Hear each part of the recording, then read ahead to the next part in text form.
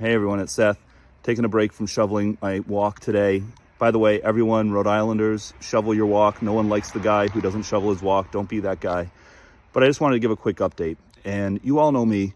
My mantra is I will work with both parties, both sides of the aisle when it's good for Rhode Island, but I also won't hesitate to call out extremism when necessary.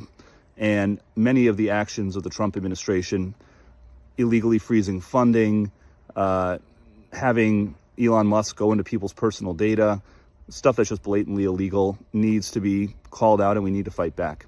So last week I told you all that there's a three-pronged strategy for what we're going to do: litigation, public opinion, and legislation. And I'm feeling hopeful today because the initial results of all three parts of this strategy are beginning to pay off.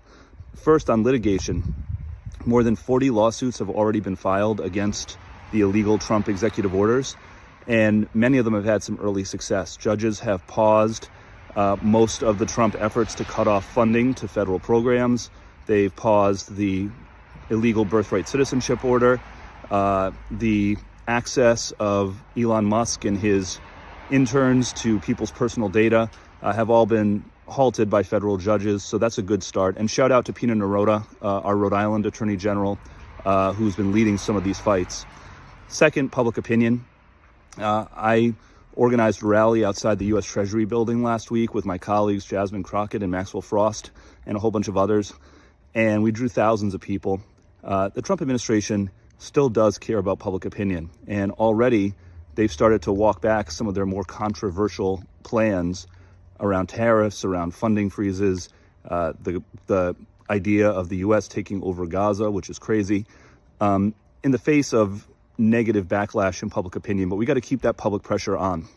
Finally, legislation. I've been in conversations with our leadership in the House, and we are working on some things that we will be rolling out in the coming weeks to try to put some guardrails in place around the administration so that they are compelled to follow the law.